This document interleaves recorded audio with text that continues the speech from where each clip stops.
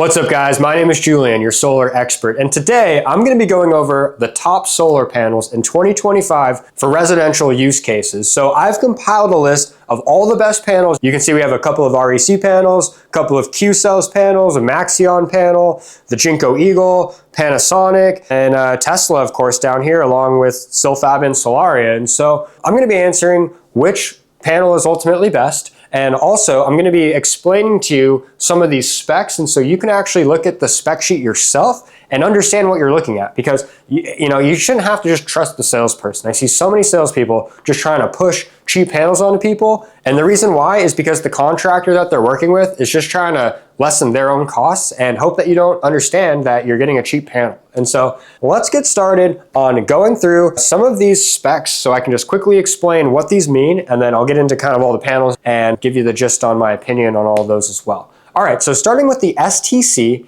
and the NMOT. This is the standard test condition rating and the nominal module operating temperature. These are both watt ratings for the panel. So if someone says, this is a 400 watt panel or something, they're referring to the STC, which is essentially the perfect world watt rating. What happens is these manufacturers, when they are testing these panels, they put it in a factory at the perfect temperature, which is pretty cold actually, and they shine a very bright light, right next to the panel, right? And there's a whole testing that's done, and essentially it's to see how good that panel could produce if everything were perfect. Now, when the panel goes up on your roof, it is not in a perfect environment. It's getting really, really hot, baking in the sun most of the time, and the heat is the biggest degrader of performance. And so the NMOT is essentially, if that panel is actually up on your roof, it's the more real world watt rating. And that's really what you need to understand about these two. You're not really gonna get this STC that you see advertised. You're gonna get a watt rating closer to this NMOT. All right, so let's talk about efficiency. So with efficiency, the higher the number, the better, right? If you have a panel that has over 22% efficiency, that is super impressive, but it's not everything. There's, like I said, there's other things to take into account, especially because this efficiency rating more goes off the STC environment. And so while it is a good indicator, and most of the time, the higher efficiency rating is going to give you a better quality panel, it's not the end all be all. And there's a couple circumstances in here, like for example, with the Qcells Qtron, which personally I think is a fantastic panel, super high quality from Qcells. They're making it to compete with the REC Alpha series and like the Maxeon panels, for example. But in my opinion, even though it has a 22.2% efficiency rating, I actually still think that this REC 420 at 21.6% efficient is a little bit of a better panel actually. So as we get further into the specs, you'll be able to kind of see that. But ultimately, just know that anything over 22%, amazing. 21 to 22%, very, very, very good. 20 to 21%, okay. Anything under 20%, stay away from. All right, let's talk about the degradation. And this is essentially over 25 years, how much lower the performance is going to be versus year one. So with the REC products, for example, and even the Maxeon and then Panasonic, which Panasonic panels are actually REC panels rebranded. Panasonic's not making their own panels, but you can see that all these four panels have 8% drop over 25 years, which is the best in the entire industry. There are no panels that are available for sale that have less than an 8% drop over 25 years. And so these are definitely the top panels in my opinion, because it's not just about how much power you're producing in year one, it's about how much power you're still producing year 10, 15, 20, 25. That's where a lot of your real money is saved, is in the back half of the system's life. And the better it's still performing, obviously the more money you're gonna save. So not to say that like if you get a panel like the Qcells at 14%, that it's terrible. All the panels have gotten much better in the last several years, but definitely if you can get a better panel, you want to get a better panel. Simple as that. All right, let's talk about temp coefficient. This is directly related to the difference between the STC and the NMOT. Essentially, there's two numbers here. The top number this is the percentage that you'll see drop in production. For every degree that it's too hot outside of its ideal temperature range, the lesser the number, the better, right? So the best in these scenarios, right, are going to be your two REC panels at negative 0.24%. And then the bottom number, which in this example is 112, in the Qtron, the Qcell Qtron's case is 109, that's going to be where that equation essentially begins. So something that's kind of interesting here is not all the panels have the same optimal temperature before their panel starts to degrade in performance. You can see some have, like for example, this Jinko Eagle, it's only 104 degrees. That's not quite as good in terms of temp coefficient versus, even though the minus 0.29 is quite good, they're beginning at a much lower temperature versus like an REC where you're at 112. Now with that being said, Jinko, Eagle, I think they're good panels, but if we're being honest about certain specs, you're not going to see as high of as good of a temperature coefficient with certain panels. And so essentially the winner of this category are the REC panels. In hot environments, I really do think that they're the best because of this spec specifically. All right, let's talk about panel dimensions. And so I don't want to get off too much on a tangent on this, but this is something that a lot of manufacturers are continuing to manipulate, and they keep making panels bigger and bigger. For example, this REC 460 and this REC 420 actually have a lot of the same cells. There are some differences with how the wiring is, and that's how they're making it a little bit more efficient. But in terms of the cells themselves, they're actually the same. And so what's the difference? How is it 60 watts more? Well, or 40 watts more? Well, it's because it's just bigger. If you look at the specs here, the dimensions here for a second, you can see that this REC panel is almost 47.5 inches wide, where most of these panels come in around 44 or 41. Those are the two kind of standardized sizes, and it just drives me crazy how they just keep making bigger panels. They're not always better. In this case, if we look at all the specs, ironically speaking, this 460 is the best panel on the board. But it's not because it has the highest watt rating. It's because ultimately these other specs, and then the next spec is power density. I did this calculation myself, and what I did was I figured out how many watts using the NMOT ratings each panel actually produces on a per square foot basis. So because all these panels are different sizes, it's really hard to compare exactly the watt ratings and see which one's better, because one panel may be 15 square inches bigger surface area than the other, and of course it's going to have more wattage, it's more surface area. And so the power density eliminates that difference and just says, if we had like a 1x1 square foot sample of every panel, how many watts are we really going to produce? And if you look here, you can see that the REC 460 is the most power dense panel. Obviously, it's not like miles ahead of everything else, it's just an incremental improvement. But to sum it up, when you really look at these NMOT ratings and you say, hey, let's take the size of the equation, this REC panel is going to be the best in terms of degradation, temp coefficient, and power density. And that's why ultimately the X factor says best of the best. I am doing my best to explain this to as many people as possible. And of course, if you would like help going solar, don't hesitate to reach out. I cover 30 states. I can help you go solar. I have a whole team of really knowledgeable consultants as well. And so my phone number is 760-473-5878. All my information is in the description below. Please do not hesitate to reach out. I can help you go solar. We do free consultations. All right, so let's talk a little bit more about the different brands here and get away from the numbers for a second. Let's just talk about some of these companies. And so let's start with REC, just because we've been talking about them a lot. I'll get it out of the way and then we'll be done with REC. So with REC, they have about 10% market share in terms of residential solar in the US. REC is one of the most innovative and trusted brands in solar, striving at all times for the highest quality in design, manufacturing, and product performance. REC keeps setting the standard for solar panels on homes, businesses, and utilities. Founded in Norway in 1996, and with a state-of-the-art operational headquarters in the high-tech hub of Singapore, REC is committed to manufacturing excellence. Here at REC's manufacturing facility, where our own panels generate energy on the rooftop, the multiple award-winning REC Alpha solar panel was born. And they have the most automated factory in the entire world, leading to statistically some of the most reliable panels. Join us now as we take you inside our factory for a closer look. The REC Alpha is based on super efficient heterojunction cell technology, which starts with an N-type crystalline silicon wafer. Layers of amorphous silicon then sandwich the wafer, forming the high-powered cell structure. REC manufactures these cells here in Singapore using a fully automated process.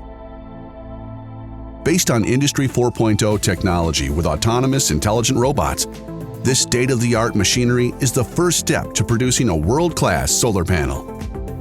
Being fully automated drastically minimizes the risk of human error and means REC can trace the root and origin of all components, all the way down the manufacturing chain. REC's production lines are some of the most advanced in the world, and this high technological reliability ensures an outstanding level of control and manufacturing excellence. And for that reason, personally, out of the thousands of REC panels that I've sold, I've never even had one fail. So I think that that's really, really important to know. Qcells, we have Qcells Qtron, and then we have the Qcells Qpeak. Now, Qcells is the manufacturer, they're a Korean company, and ultimately, they are pushing towards being the most Americanized, American-made product that exists. If you look at the manufacturing lines of even where they're, mining for silicone and getting all the metals and everything, they're attempting to make the most North American produced panel. They even have a new factory in Dalton, Georgia, that was built just a couple of years ago. As part of our continued dedication to the growing U.S. solar market, we opened the largest solar module assembly plant in the Western Hemisphere to provide consumers with a new era of American quality. We manufacture solar modules and we run 24/7 around the clock. We have 4 shifts and we manufacture 12,000 modules per day. The output here in the Dalton, Georgia facility is the largest in the Western Hemisphere. That's 1.7 gigawatts, and that's equal to the peak output of the Hoover Dam. And so if you're looking for, supporting America as much as possible, the Qcells panel, I think, is a really great one. They're also by far the biggest in terms of market share. They have 33% approximately. A third of every panel is a Qcells panel. Specifically, this Qpeak down here, which is actually the same panel that Tesla rebrands. I have the 400 watt version for Tesla, even though I've seen some 410s from them recently. But essentially, if you're going with Tesla and they say we have Tesla solar panels, it's actually just a Qcells panel that's been rebranded with a Tesla sticker. So Tesla doesn't actually make any solar panels. So these are the same panels. And so the Tesla panels themselves, they're fine, not very impressive. They made a deal with Qcells to get a bunch of these for super cheap. If you're looking for the higher quality version, you want the Qtron. This is their top end panel. This is the one that I like to focus on and help people get, because this one has way more impressive specs. This one, like I said, is directly competing with like the REC Alpha series panels. All right, let's talk about Maxeon for a second. So Maxeon is the company that SunPower was partnered with in order to manufacture their panels before SunPower went out of business. And Maxeon is kind of still here, right? But I think they're trying to figure out their place in the market. The problem is that a lot of these solar panels, the pricing has gone down over the last few years. It's become more of a commodity, the solar panels themselves, not the project or the installation or anything like that, but the solar panels themselves have kind of been commoditized. Whereas a few years ago, some of these top panels were significantly more expensive than some of these lesser expensive panels. It's changed in the last few years, and a lot of the pricing has been crunched. And so the difference in price for like the REC panels versus like maybe the Qcells or the Silfab, it's not a lot more. Maybe it's 10 cents a watt, 15 cents a watt, something like that. But the Maxeon 3 or the there's a few different ones, right? I only put one on the board. They have some different panel options, but they're all very high quality, but they cost a fortune. Like if I were to personally set you up with the Maxeon panel for a 10 kilowatt system, you'd be paying about $2,500 to $3,000 more just in cost, because the panel, they just charge a fortune for it. And so for that reason, I haven't really ever been too into the Maxeon panels. They're very high quality product, but because they've been tied to SunPower for so long, and obviously I saw issues with SunPower a long time ago, which is why I never supported them or sold them, I just have never really gotten into the Maxeon panels. I think it's a good choice, but only if you get a really great deal on it. Nothing wrong with the hardware, but the price is a little too high in my opinion. All right, let's talk about the Jinko Eagle. Like Qcells, Jinko is pushing to become as much of an American-made product as possible. They've even built a factory in Jacksonville, Florida in the last couple of years. Jinko Solar is a solar manufacturer. Our goal is to be the most trusted solar provider in the U.S. And we've started here in Jacksonville to build a U.S. footprint in our pursuit of that mission. We run 24/7, and that is more than 1 million solar panels we produce per year. It's equivalent to powering over 65,000 homes here in Florida and U.S. Having Jinko Solar in Jacksonville has been an amazing addition to our manufacturing landscape. They've got almost 300 employees here, and for every employee here, it accounts for 3 other employees out in town. So it's 1,000 jobs into Jacksonville. And we find that Jacksonville, Florida especially, with its ports and its available workforce and its aggressive nature for innovation, and you marry that to our robotics and our AI, it's been a great partnership between what we could build here and what we already knew from our past. And so Jinko is a very popular panel in Florida. I don't see them really that much outside of Florida for the high quality contractors, but in Florida, because they're made there, a lot of contractors really push it, and they also have a very high wind rating. Obviously, if you're in Florida, you are worried about hurricanes and such, and so there's multiple factors to the strength of your system, also like the thickness of the railing, for example. But the Jinko panels overall have one of the highest wind ratings. And so for that reason, I think it's a great product for Florida if you're trying to find the best bang for your buck. Obviously, it's not the highest quality in terms of the specs, but for the money, I think that it's a really great product. And if you want to support, fellow Floridians, if you live in Florida, then it's a great panel. I was born in Florida myself, actually, even though I live in San Diego now. All right, so let's talk about Panasonic Evervolt. So I chose the 400 watt. They have panels that are 400, 410, 430. They have all the different panels that the REC brand has because they're just taking them and rebranding them. It depends on what's available at different times. Sometimes a 405 or a 410 is available, and it's just a month later it's a different panel because that stock has run out. But essentially it's the same as the Alpha Pure 2 here. These are the same panels, the Panasonic Evervolt and the REC Pure 2. And obviously, like I've said this entire time, REC is one of the best manufacturers, if not my favorite and the best. And so I think that the Panasonic Evervolt's a great choice. The only downside to that is unless you have a reason to go with Panasonic, I would just say buy it with the REC sticker on it because you're gonna get the warranty directly from that manufacturer. You don't have to go through Panasonic. But Panasonic's coming out with some cool stuff later this year with new batteries and things. And so with their warranty, encompassing labor on everything, it may make sense to go with Panasonic in the future, depending upon the setup at that time. But great panel. I'm struggling to see where they really fit into the market currently and why anyone would go with that, specifically with the other options available. But nothing wrong with the hardware. Qcells Q-Peak, as I mentioned before with talking about the Qcells Qtron up here, this is actually their little bit lower quality module, more affordable. This is actually the most commonly sold panel and installed currently in the whole United States. So many of these have been installed. It's crazy. So, kudos to Qcells for getting that done. If you're looking to push the envelope with the best panel, it's definitely not that, but it's great for the money. And there's nothing wrong with it. It's a great panel. It's like the Toyota Camry or the Honda Accord. That's how I think about it. All right, so when it comes to Silfab, I think that Silfab as a company, I think they're doing a good job overall. They're made in America and everything as much as possible. Not all the mining and everything like Qcells is trying to do, but they do have a factory here in Washington. And ultimately, I think that they are an okay product. I think that, well, I shouldn't say okay. I think it's a good product, but for the money, here's the problem, is that how many quality top brands can there really be? And how much cheaper does it need to be in order to justify buying it? And so that's the problem where Silfab sits. It's like, if you're just going with a generic big contractor that's trying to buy hundreds at a time or thousands at a time, they're probably gonna go to a company like Silfab, maybe Longi or something and get as much as possible at once. But if you are like a smaller contractor, you're just, you're setting people up with their own systems to purchase, unless nothing else is available, I struggle to see why you would go with it, unless you had just some crazy price point that it was impossible to deny.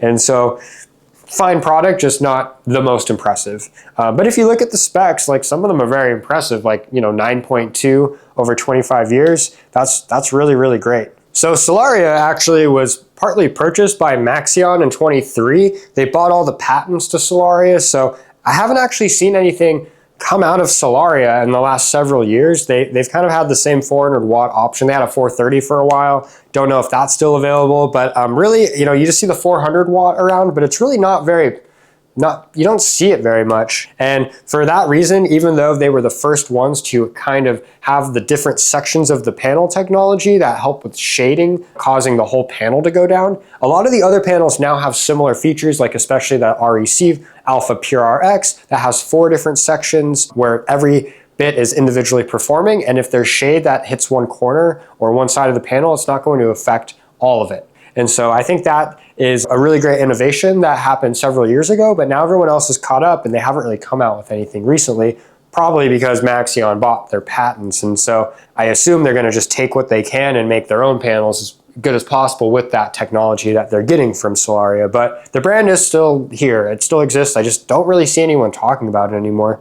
And then going down to Tesla, Tesla's whole goal is to be as cheap as possible. Sometimes that's good, sometimes it's bad. It's good to attempt to be as efficient and inexpensive, but I don't think Tesla's doing anyone any favors by not giving them options to use high quality panels. They're just saying you have to use these, which are okay, but I think most people think that they want the best panel they can get, and I think that most people just don't really even know that the Tesla panels are rebranded low-end Qcells, and so for that reason, they're not super impressive, but they're very common. That panel is probably 1/3 of every panel that has been sold in the last 5-6 years, and so not a bad product, just not the most impressive. So I hope you found this helpful. Please reach out if you would like help going solar. Like I said, I work in over 30 states. This is the map that has all of my coverage zones. And so if you're in one of these green states, please do not hesitate to reach out. All of my information is below. 760-473-5878. It's the best way to reach me. Call or text, and we'll get you going. All right. Thank you so much. Talk to you soon.